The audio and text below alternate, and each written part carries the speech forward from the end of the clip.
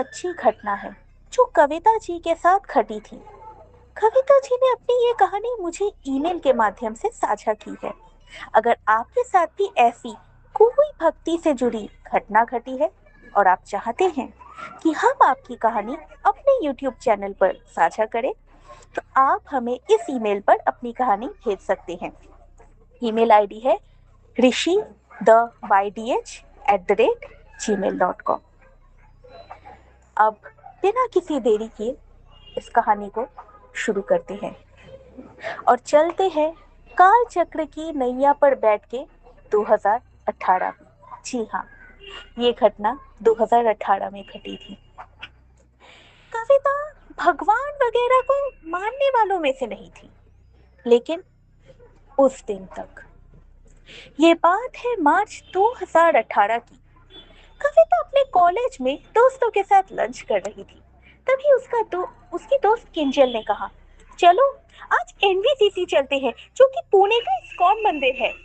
कविता ने बोरियत भरे चेहरे के साथ कहा, कम ऑन यार, जिंदगी ना मिलेगी दोबारा, एंजॉय द लाइफ यार। ना कहकर उसने चिकन का एक टुकड़ा उठाया और खाने लगी।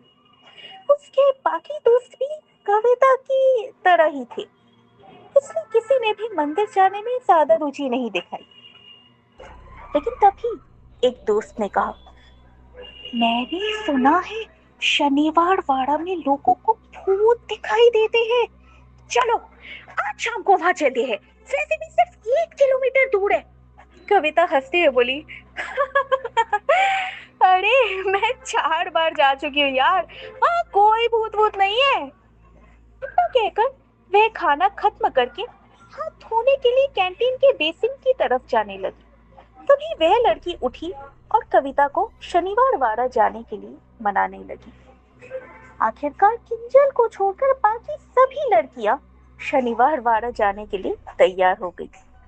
जब सभी लड़कियां तैयार होकर एक दूसरे से पूछने लगी कि चलें, तब उन्होंने देखा कि किंजल वहां से जा चुकी थी। कविता ने मजाक उड़ाते हुए कहा, ये आंटी तो पुरानी सोच वाली है, जरूर हरे कृष्णा करने चली गई होगी, क्या बोरिंग लाइफ है इनकी। ये सुनकर सभी लड़कियां हंसने लगी और शाम को तय योजना के अनुसार शनिवार वाड़ा निकल गई। वहीं किंजल अकेले इस्कॉन एनवीसीसी पुणे चली गई। चारों लड़कियां शनिवार वाड़ा पहुंची और पुराने किले को देखने लगी, लेकिन कविता को इसमें ज्यादा रुचि नहीं थी। वह बस उनके साथ चल रही थी और मनी मन बोर हो रही थी। तभी अचानक उसकी नजर छोटी बच्ची पर पड़ी, जिसके हाथ में एक पतंग थी और वह तेजी से कहीं भाग रही थी। दूर उसकी माँ जैसे दिखने वाली एक महिला उसे ढूंढ रही थी। कहाँ चली गई मेरी बच्ची, पता नहीं मुझे मिल क्यों नहीं रही है। इसलिए कविता को लगा कि शायद बच्ची अपनी माँ से बिछड़ गई है और वह उसे वापस पहुंचाने के लिए उसके पीछे चल पड़ी। वह छोटी बच्ची लगभग 10 साल की होगी और शनिवार वाड़ा के पीछे की तरफ जाने लगी। कविता उसे लगातार आवाज लगाती रही, बेटा रुको, अपनी माँ को ढूंढ रही है। लेकिन बच्ची बिना पीछे देखे आगे बढ़ती रही। कविता उसका पीछा करते करते कब शनिवार वाड़ा से बाहर निकलकर एक सुनसान जगह पर पहुंच गई, उसे खुद ने पता नहीं चला। आखिरकार कविता ने उस बच्ची को पकड़ लिया और प्यार से कहा, अरे बेटा, आपकी माँ को ढूंढ रही है। लेकिन अगले ही पल जो हुआ उसे देखकर कविता के शरीर में डर की लहर दौड़ गई।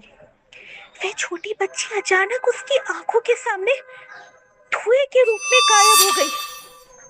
कुछ सेकंड के लिए कविता समझ ही नहीं पाई कि अभी उसके सामने क्या हुआ, लेकिन अगले ही पल डर के कारण पूरी तेजी से वापस भागने लगी।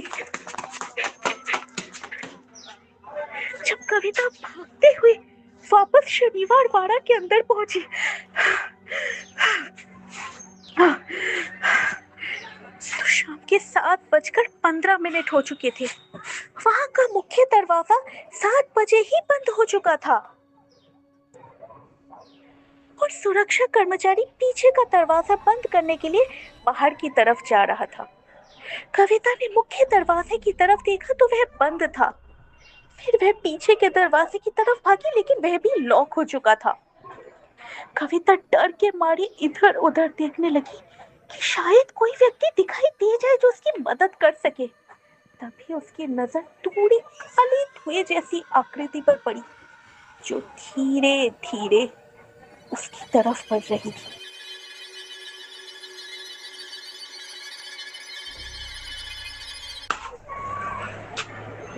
यह देखकर कविता के होश उड़ गए और वह फिर से ताकत लगाकर भागने लगी।